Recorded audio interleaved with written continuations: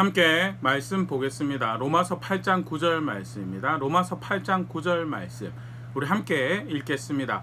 만일 너희 속에 하나님의 영이 거하시면 너희가 육신에 있지 아니하고 영에 있나니 누구든지 그리스도의 영이 없으면 그리스도의 사람이 아니라. 아멘. 또 오수절 주가 맞이하여서 성령 하나님 대해서 함께 생각해 보겠는데, 오늘 세 번째 시간으로요, 하나님의 영 또 그리스도의 영이라고 소개되어지는 성령 하나님에 대해서 함께 생각해 보도록 하겠습니다. 먼저 하나님의 영 또는 그리스도의 영이라고 생각하면요, 마치 하나님께 종속되어지고 그리스도에게 종속되어진 삼위 하나님의 한 분이 아니라 등급이 떨어지는 어떤 에이전트처럼, 물론 사람보다는 우월하지만 하나님과 사람 사이에 존재하는 어떤 에이전트 정도로 생각하기가 쉬운 그런 표현인데, 성경은 절대 성령 하나님을 그렇게 가르치고 있지 않죠. 성령 하나님은 삼위 하나님 중에 한 분이시다는, 고린도후서 13장 13절 주 예수 그리스도의 은혜와 하나님의 사랑과 성령의 교통하심이 너희 무리와 함께 있을지어다. 바울이 고린도 교회를 축복하면서 기원하면서 이야기하는 그런 이야기인데요, 교회가 필요한 하나님의 은혜가 너희와 함께하길 바란다라고 이야기하는데, 그 은혜의 주체가 되신 분으로 하나님, 성부 하나님, 성자 예수님, 그리고 성령 하나님을 나란히 언급하는 것을 우리가 보일 수 있고, 분명하게 삼위 하나님 중에 한 분, 하나님과 동등된 은혜의 주체시다라는 것, 그런 이해가 교회에 있었던 것을 우리가 보일 수 있죠. 마태복음 28장 19절 그러므로 너희는 가서 모든 민족을 제자로 삼아 아버지와 아들과 성령의 이름으로 침례를 베풀고, 아버지와 아들과 성령의 이름으로 침례를 받는다는 것은 하나님 백성이 된다는 것인데, 아버지의 이름으로 침례를 받고, 이게 아버지의 사람이 되는 거죠. 아들의 이름으로 침례를 받고 아들의 사람이 구별되어져서 아들의 사람이 되는 거예요. 그런데 동일하게 성령의 이름으로 침례를 받는다라는 것은요, 성령 하나님께서 사람과 하나님 사이에 어떤 에이전트가 아니라 삼위 하나님 중에 한 분이고, 그의 이름으로 구별된 백성을 가지시고 그렇게 영광을 받으셔야 되는 한 분, 삼위 하나님 중에 한 분이시다는 것을 또 분명히 하는 그런 말씀이죠. 무엇보다도 성령께서 하나님이신 것을 분명히 하는 성경의 가르침이 하나님만이 가질 수 있는 속성을 가지고 있는 존재다라는 거예요. 히브리서 9장 14절 하물며 영원하신 성령으로 말미암아 흠없는 자기를 하나님께 드린 그리스도의 피가 어찌 너희 양심을 죽은 행실에서 깨끗하게 하고 살아계신 하나님을 섬기게 하지 못하겠느냐. 영원하신 성령이다. 성령은 하나님만 가지고 계신 영원이라는 속성을 함께 공유하고 계시는 하나님, 참 하나님이시다는 것. 앞서 봤지만요, 고린도서 13장 13절 주 예수 그리스도의 은혜와 하나님의 사랑과 성령의 교통하심이 너희 무리와 함께 있을지어다. 우리 지난 시간에 살펴봤죠. 거룩하신 영이라고, 존재로 거룩하다라고 일컬어지는 유일한 하나님, 그 하나님의 한 분으로 소개되어진 분이 성령이다라는 것. 영원하신 것과 거룩하신 뿐만 아니라 창조의 사역에 함께 하신 특별한 존재로 고백되어지고 여겨지고 것이 하나님의 영이신 성령이죠. 욥 33장 4절 하나님의 영이 나를 지으셨고 전능자의 기운이 나를 살리시는 사람을 지으셨다라고 그 일에, 그 사역에 동참하시고 뜻을 펼쳐내신 분으로 소개되어지는 분이 성령 하나님이라는 이야기죠. 결국 이런 신적인 모습만 소개되어질 뿐만 아니라 인격을 가지신 존재로 소개되어진 것이 성경에서 가르쳐주고 있는 하나님, 성령 하나님의 모습이죠. 로마서 8장 26절 이와 같이 성령도 우리의 연약함을 도우시나니 우리는 마땅히 기도할 바를 알지 못하나 오직 성령이 말할 수 없는 탄식으로 우리를 위해 친히 간구하 탄식하시는 분이시고요. 에베소 4장 30절 하나님의 성령을 근심하게 하지 말라. 그 안에서 너희가 구원의 날까지 인치심을 받았느니라. 근심하시는 분이시고요. 분명한 기준을 가지고 목적과 뜻을 가지고 인도하시는 분이, 그래서 때때로는 근심하시고 때때로는 탄식하시는 분으로, 단순히 도구가 아니라 에이전트가 아니라 의중을 가지고 목적과 뜻을 가지신 인격체이신 하나님이시다는 것. 심지어는요, 허락하지 하고 하지 않고도 이제 성경에서 표현되어 있습니다. 사도행전 16장 7절 무시아 앞에 이르러 비두니아로 가고 에스대 예수의 영이 허락하지 아니하시는지라. 바울이 아시아 지역으로 2차 전도 여행을 펼쳐가려고 하는 그 상황에서, 역사적인 장면이죠, 복음이 유럽으로 옮겨지는 그 일에 성령께서 그 일을 인도하셨고, 그래서 아시아로 향하려는 바울의 걸음을 허락하지 않고 유럽으로 인도하셨다라는 것이 뜻과 의중과 목적을 가지신 인격체 되신 하나님이시다라는 것. 분명히 성경은 성령 하나님 그렇게 가르치고 있는. 그러면 하나님의 영 또는 그리스도의 영이라는 것은 무엇을 의미하는가라고 할 때 이 성령께서 보내심을 받았다라는 측면에서 그렇게 이야기를 합니다. 요한복음 14장 26절 보혜사 곧 아버지께서 내 이름으로 보내실 성령 그가 너에게 모든 것을 가르치고 내가 너에게 말한 모든 것을 생각나게 하리라. 성령 하나님은요 아버지께서 보내실 성령이라는 거죠. 요한복음 15장 26절 내가 아버지께로부터 너에게 보낼 성령 보내사 곧 아버지께로부터 나오시는 진리의 성령이 오실 때 그가 나를 증언하실 것이요 아버지께로부터 나오신 아버지의 성부 하나님의 보냄을 받았다라고 해서 그런 측면에서 표현이 아버지의 영이다라는. 또 그럼 그리스도의 영이라는 것은 요한복음 16장 7절 그러하나 내가 너에게 실상을 말하노니 내가 떠나가는 것이 너에게 유익이라. 내가 떠나가지 아니하면 보혜사가 너에게로 오시지 아니할 것이요 내가 그를 너희에게로 보내리니. 성부의 보냄도 받았지만요 성령 하나님은요 성자의 보냄도 받았다라는 것이 성경에서 가르치고 있는 것. 그런 측면에서 하나님의 영이고 그리스도의 영, 실제로 보냄을 받았다는 것은 무엇을 의미하는가? 요한복음 13장 16절 내가 진실로 너에게 이르노니 종이 주인보다 크지 못하고 보냄을 받은 자가 보낸 자보다 크지 못하나니. 보냄을 받았다라는 것은요 자기의 목적을 위해서 살지 않죠. 주인의 메시지를 받아서 보냄을 받았어요. 그러면 가서 펼쳐내는 것은 그 편지에 담겨있는 것을 전달하고 주인의 목적을 이루는 것이 보냄을 받은 메신저가 보냄을 받은 종이 살아가야 될 모습이죠. 그 마땅한 모습이죠.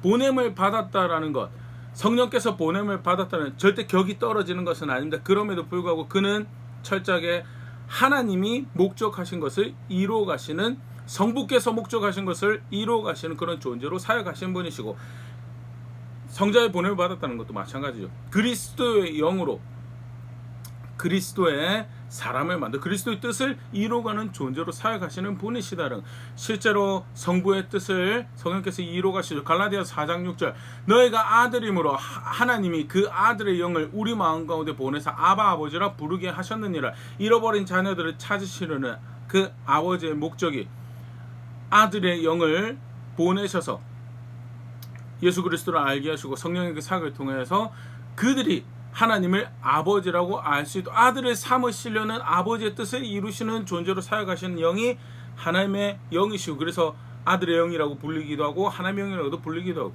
로마서 8장 29절 하나님이 미리 아신 자들을 또한 그 아들의 형상을 본받게 하기 위해 미리 정하셨으니 이는 그로 많은 형제 중에서 맏아들이 되게 하려 하심이라. 하나님 백성들 미리 알고 선택하시고 미리 정하시고 그것을 이루셨죠. 목적이 뭐예요? 아들의 형상을 본받게 하기 위해서, 하나님의 형상을 본받게, 예수 그리스도의 형상을 본받는 그런 백성들을 만들게 하기 위해서 정하시고 그 뜻을 이루신 것이다. 실제로 성령께서 행하시는 사역이 뭐냐? 고린도서 3장 18절 우리가 다 수건을 벗은 얼굴로 거울을 보는 것 같이 주의 영광을 보매 그와 같은 형상으로 변화의 영광에서 영광에 이르니 곧 주의 영으로 말미암음이니라. 영광에서 영광에 이르러 하나님 같은 형상으로 하나님 닮아가는 자리에 있는 백성들이, 근데 그게 누구의 사역으로 이루어지는 건가? 주의 영으로, 하나님 성령 하나님의 인도하심과 도우심으로 만들어지는 결과가 뭐냐? 예수 그리스도의 형상을, 그 맏아들을 닮아가는 아들의 형상을 본받는 자리에 있는 백성들이 만들어지는 거고요. 성령께서는 그렇게 하나님의 뜻을 이루어 가시는 하나님으로 우리 가운데 그런 측면에서 뭐라고 이야기하냐? 하나님의 영이다. 그럼 그리스도의 영도 마찬가지죠. 요한복음 16장 13절 14절 그러나 진리의 영이 오시면 그가 너희를 모든 진리 가운데로 인도하시리니 그가 스스로 말하지 않고 오직 들은 것을 말하며 장래를 너에게 알리시리라. 그가 내 영광을 나타내리니 내 것을 가지고 너에게 알리시겠습니다. 성령께서 오셔서 진리의 영으로 사역하시고 진리 가운데로 인도하시는데 14절 뭐라고 하죠? 그가 내 영광을 나타내리라. 쉽게 말해서 성령께서 오셔서 더욱더 충만하게 풍성하게 사역하시는 결과는 뭐냐? 예수 그리스도를 더 깊이 알고 예수 그리스도를 더 깊이 사랑하고 예수 그리스도의 사람이 되어져가는 일들이 발생을 하듯, 성령의 사람이 된다는 결국 무엇을 의미하는 건가? 예수 그리스도의 사람. 그래서 성령 하나님을 그리스도의 영, 그리스도의 본원을 받고 아버지 영으로 아버지의 본원을 받고 그게 성령 하나님이시죠. 절대 그것이 격이 낮다거나 또는 인격이 없어서 무생물같이 어떤 힘과 능력이 에이전트라 가지고 그냥 본원을 받은 대로 사는 그런 게 아니고 그게 성령께서 목적하신, 그게 성령께서 뜻하신 바고, 그래서 뭐라고 성경에 소개되냐면 하나님의 영이다, 그리스도의 영이다라고 소개돼요. 고린도전서 12장 3절 그러므로 내가 너에게 알리노니 하나님의 영으로 말한 자는 누구든지 예수를 저주할 자라 하지 아니하고 또 성령으로 아니하고는 누구든지 예수를 주시라 할 수 없느니, 예수 그리스도를 주라고 하는 것이 누구의 도움과 누구의 인도하심의 결과냐? 성령의 은혜의 결과다라는. 하나님의 영으로 말하면서 쉽게 말해서 우리도 흔히 말하는 다신교, 이 삼위 하나님, 나는 하나님, 나는 성부파, 나는 성자파, 성령파, 비성경적이죠. 성자는 성부의 영광을 위해서 사역을 하셨고요. 성자 예수님을 따른다는 것은 아버지의 영광을 구하는 자리에 있는 거죠. 나는 성령의 사람이다라고 하는 것은 예수 그리스도를 주라 고백하고 영광을 받으셔야 할 아버지를 그 뜻을 이루어 그 목적을 이루어가는 자리에 있는 것이 성령을 따른다. 그 삼위일체 하나님이시고 삼위 하나님의 놀라운 연합과 그 한 하나님으로 사역하시는 아름다운 모습과 그 가운데 분명하게 드러나는, 사실은 하나님의 영, 성령의 영이 그리스도의 영이다라고 소개되어진 이 모든 저변에는 그 성령이 얼마나 겸손하신 분이신가를 분명히 소개하고 있는 그런 표현. 성경에서 가르쳐주고 있는 성령 하나님은요, 분명히 영광과 찬송을 받으셔야 될 삼위의 하나님의 한 분이시지만 그 스스로 뜻과 목적을 정하신 인격체이신 그런 권위와 능력을 가지고 계신 분이시면 첫째 그러지 않으시고요, 스스로를 하나님의 영이라 그리스도의 영이라 하나님 뜻을 이루고 하나님 목적을 그리스도의 뜻을 이루어가고 그 성령의 인도를 따른 다음에 그리스도를 주라 부른 자리에 나아가도록 하시는 분이시다라는 거예요. 갈라디아서 5장 22절 24절 굉장히 사실 잘 보여주죠.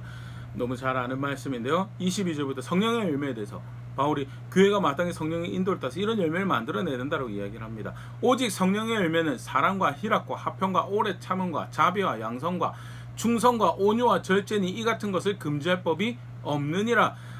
성령의 인도하심을 따라서 육체의 소욕을 거스르고 성령께서 맺게 하신 열매들을 맺어가요. 성령의, 쉽게 말해 성령의 사람이 되는 아름다운 바람직한 그 성품에 동참하는 아름다운 모습이다라고 이야기하는데, 그러고 나서 이야기하는 게 뭐냐? 그리스도 예수의 사람들은 육체와 함께 그 정욕과 탐심을 십자가에 못 박았느니라. 앞에까지 성령을 따르고 있는데 왜 갑자기 그리스도?